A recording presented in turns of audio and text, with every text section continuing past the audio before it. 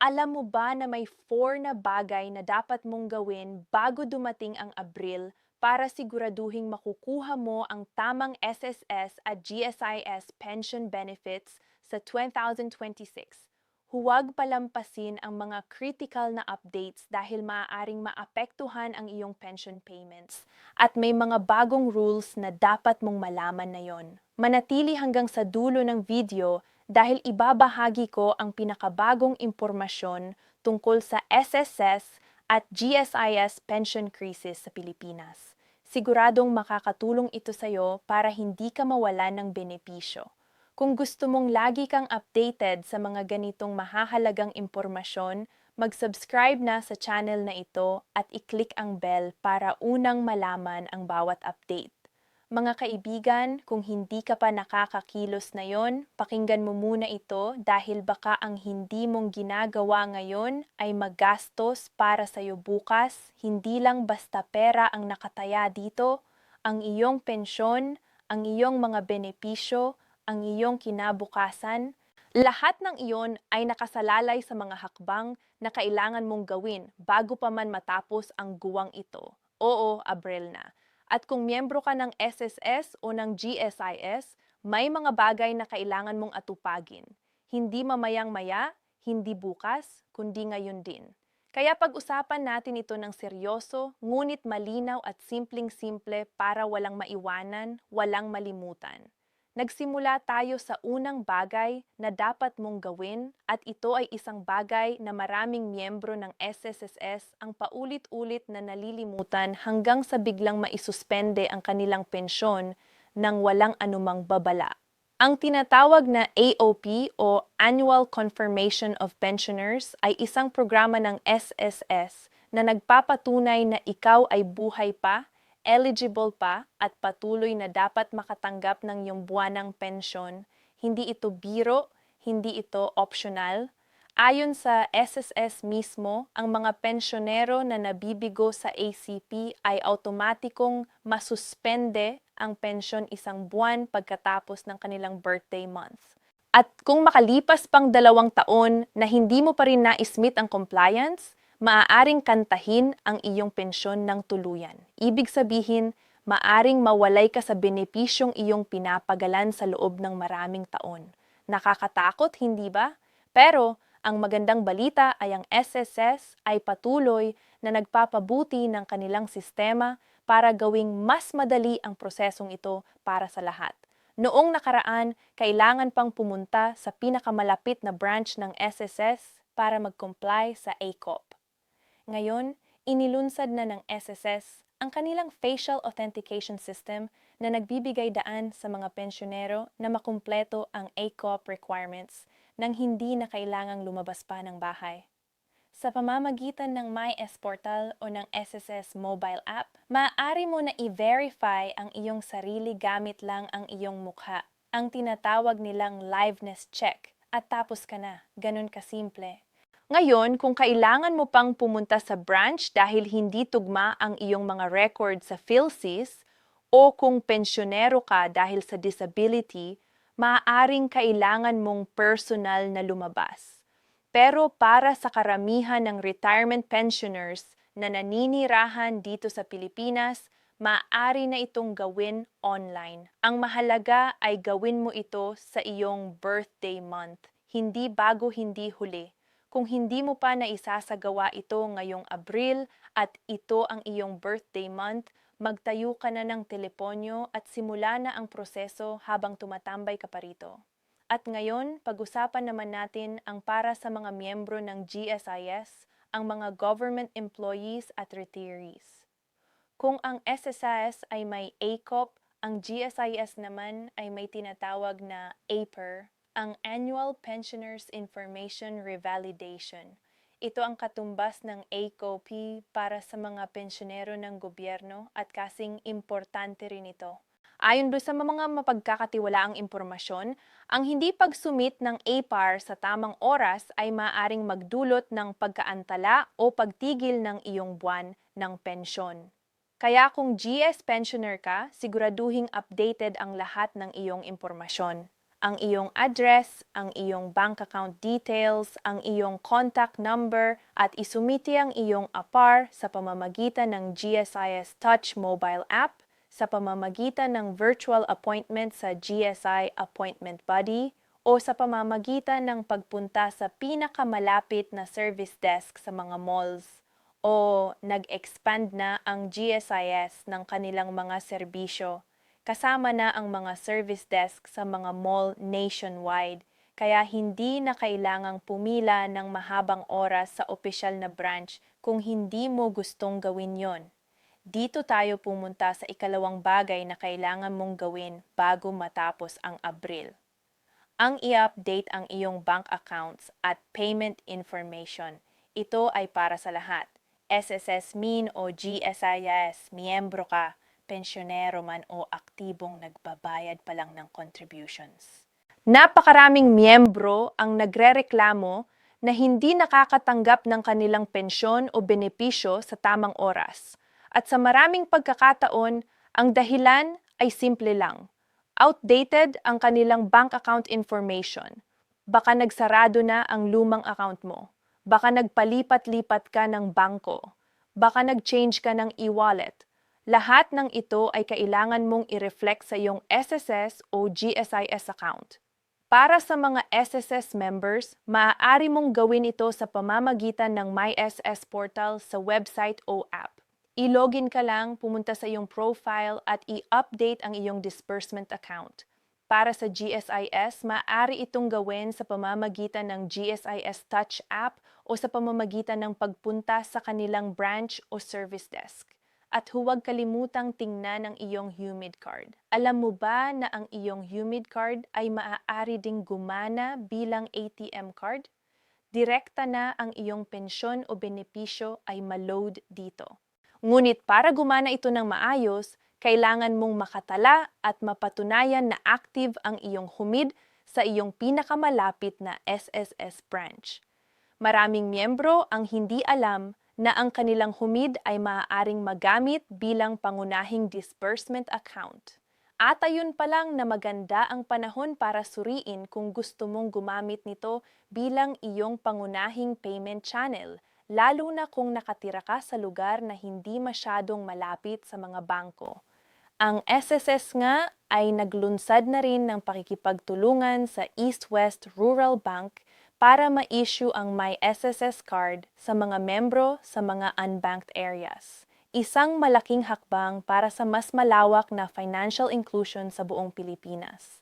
Ngayon, ang ikatlong bagay na dapat gawin bago mag-Abril at ito ay para sa mga aktibong miyembro ng SSS na self-employed, voluntary members o OFWs ay ang tiyaking updated at tuloy-tuloy ang iyong contributions. Napakahalaga nito. Maraming tao ang hindi alam na kapag nagvoluntaryo kang mag-contribute sa SSS at huminto ka ng kahit isang buwan, hindi na maaaring mag-retroactive payment para sa napalampas na buwang iyon. Wala nang paraan para bayaran ang nakalipas na contributions bilang voluntary member. Ibig sabihin, kapag may gap sa iyong contribution record, iyon ay permanenteng gap na. At ang gap na yon ay may direktang epekto sa halaga ng iyong pension o benepisyo sa hinaharap. Kaya kung meron kang napalampas na contribution sa nakaraang mga buwan, ang tanging magagawa mo na ngayon ay tiyakin na mula ngayon ay hindi ka na muli maliliban.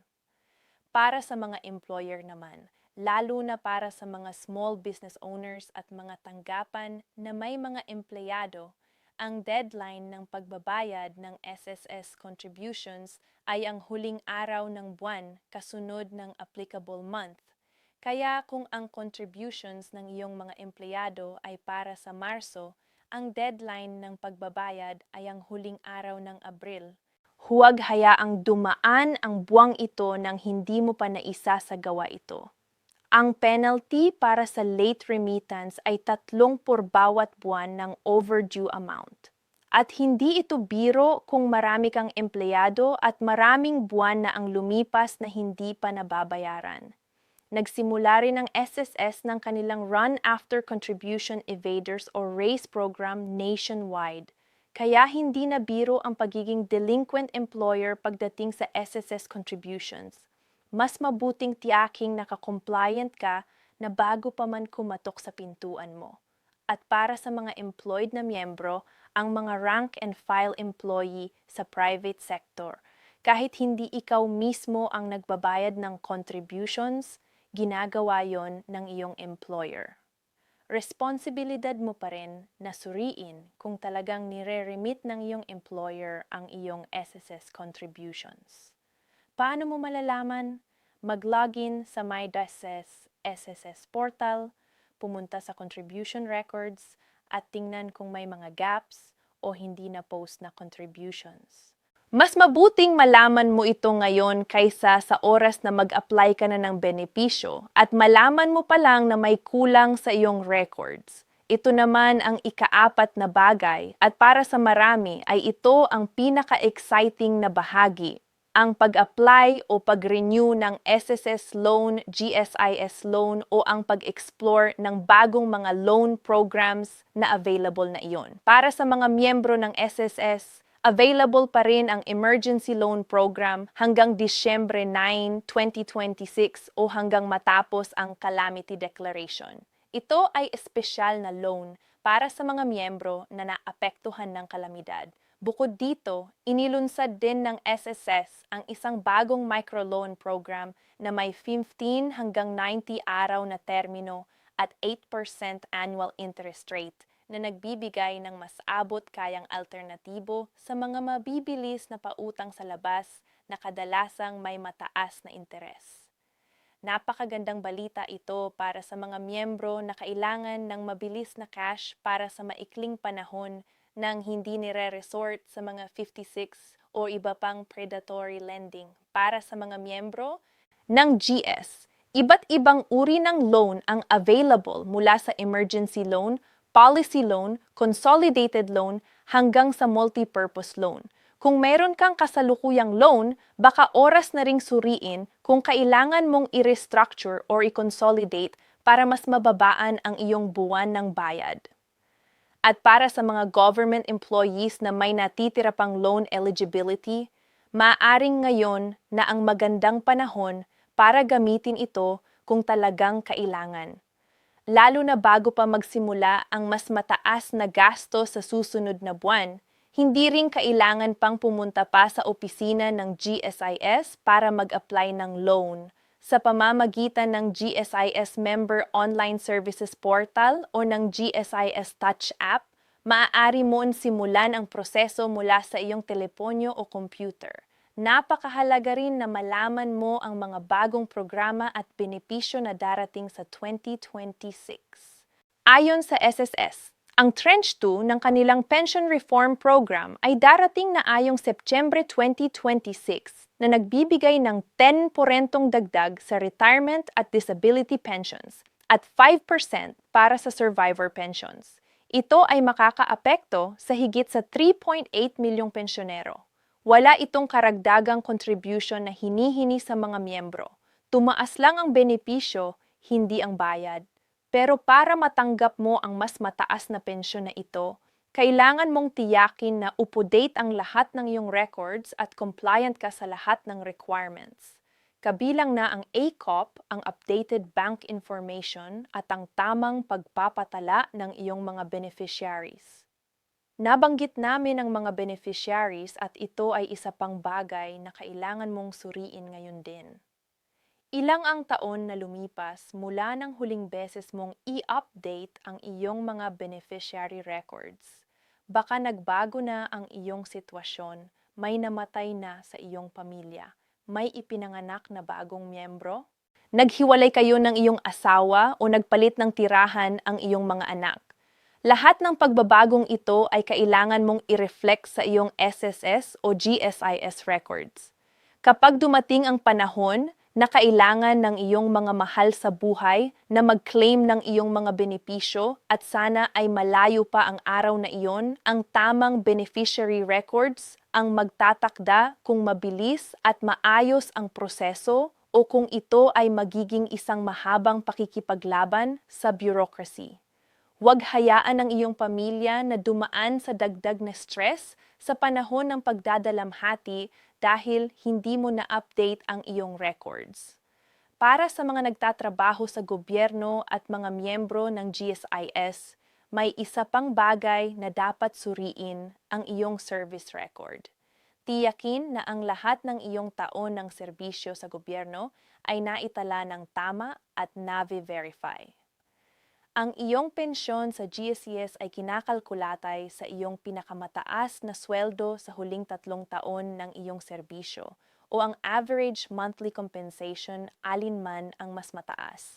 Kung may mali sa iyong service record, may kulang na taon, mali ang sahod na nakalista, direkta itong makakaapekto sa halaga ng iyong pensyon at mas madaling itama ang mga error ngayon kaysa sa oras na malapit ka ng mag-retire at nalaman mo na lang na may kulang sa iyong records. Para sa mga OFW na miyembro ng SS at marami kayong nagtatrabaho sa gitnang silangan sa Europa, sa Amerika, sa iba't ibang sulok ng mundo, may magandang balita para sa inyo. Nitong Marso 26, 2026, kinumpirma ng SSS President Robert Joseph Declaro na ang My.SSS portal ay ganap na accessible kahit sa mga lugar na may kaguluhan sa rehiyon.